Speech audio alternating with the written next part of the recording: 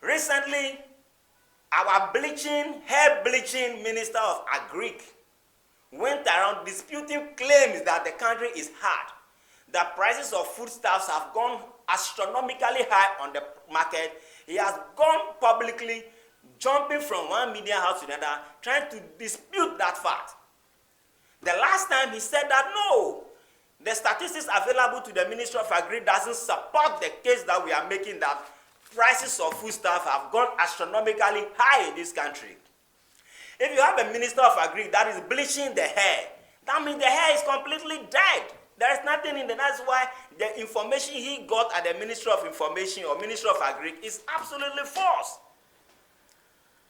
I heard him say not too long ago that a bunch of plantain is now 4 cedi. When did we ever find ourselves in this country where prices of things are reducing?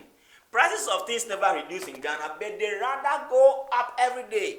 Because when you are presenting even your budget to Parliament, your expected expenditure is more than your expected income. So always we are having budget deficit of 30%, 40%. So if you are having budget deficit, how the hell do you tell me that food prices are going down in our market? How the hell do you tell it that the prices of foodstuffs are stabilized? Why the hell do you tell it that the price of foodstuffs are stabilized because of what they claim planting for food and job? When did we start to plant for whatever? We have always been planting for food. We have not been planting for clothing. We have not been planting for any other thing, but we have always been planting in this country for food. And everybody who farms, anybody who is into agribusiness, whether being supported by the state, is planting for food and also creating jobs for some individuals who are working on his or her farm.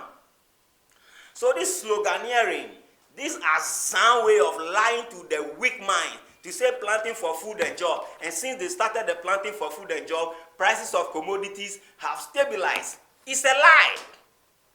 Prices have never stabilized, but rather prices are going high every day because prices of petroleum products affect every foodstuff on the market because of the transportation cost associated with it.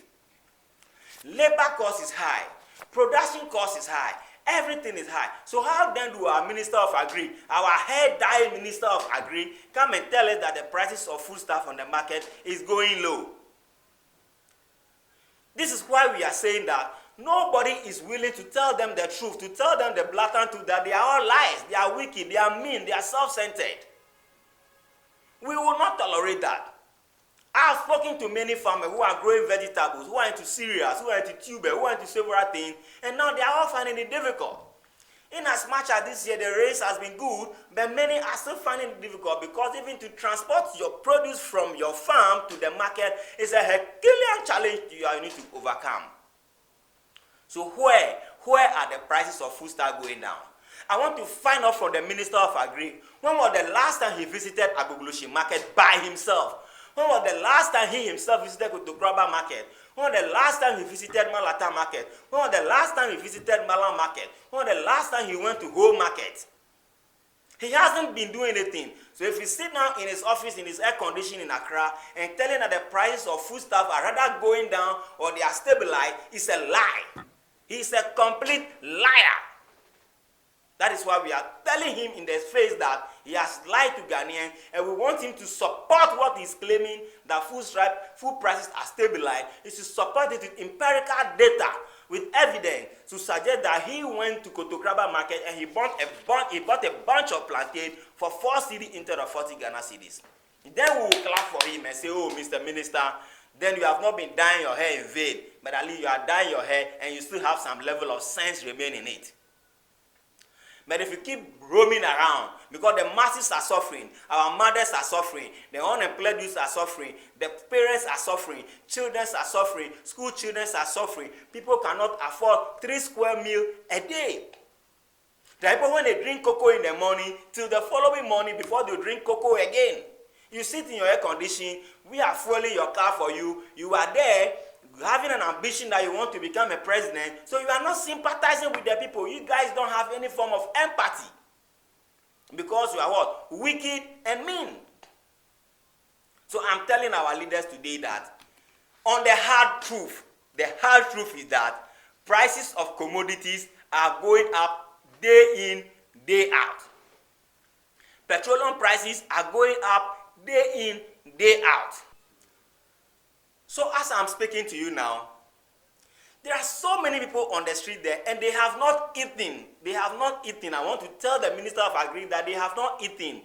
These politicians who have become a bunch of criminals, who many people finance them to become where they are today, and they owe allegiance to some of these people who finance them to become MPs, to become president, to become who they are. They are always lobbying, even to become an MC, a DC. They are lobbying. That's why recently some of them paid assembly members to endorse their nomination by the president. When they failed, they go around claiming that they want to collect their money. That means they are buying their power. They are buying their way. They are paying their way to position of power. That is why we will never, this country will never ever progress should we have this kind of system running every day. Where our leaders have become a bunch of liars.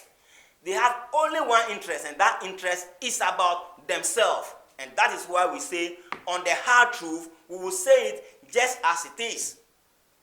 So if you want to tell our Agric minister that your hair that you are bleaching, it is tired, the hair itself is tired, stop bleaching it. And stop lying. You have grown beyond lying.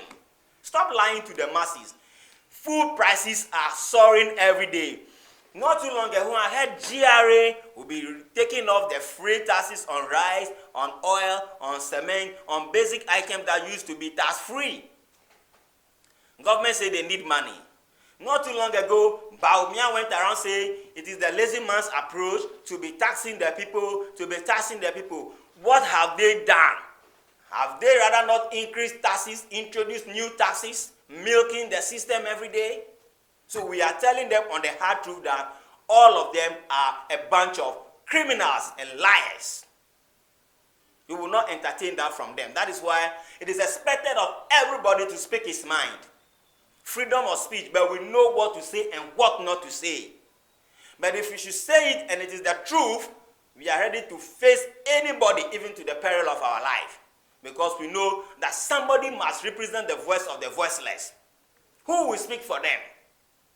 When even our journalists are taking side, journalists that are supposed to be neutral, be on the side of the individual, speak for the masses, speak for the teeming youth who are struggling every day to survive.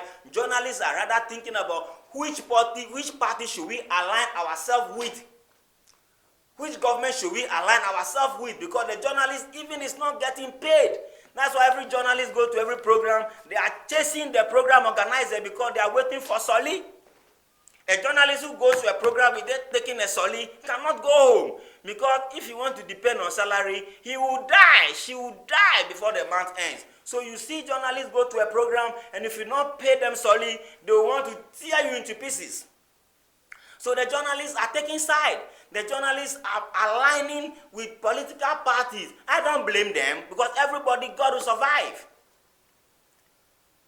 Friends call me, so Richard, why don't you join NDC? Why don't you join NPP? You are good. I told them I don't want to join any party. I don't want to align myself with any political party. I don't want to speak for any political party. I want to speak for the masses on the street. I want to speak for those who are less privileged, those who are less considered, those who nobody has any plan for them. These are the category of people we want to speak for. I don't want to be a government communicator. I don't want to be a communicator for NDC because NDC itself, they are worse off.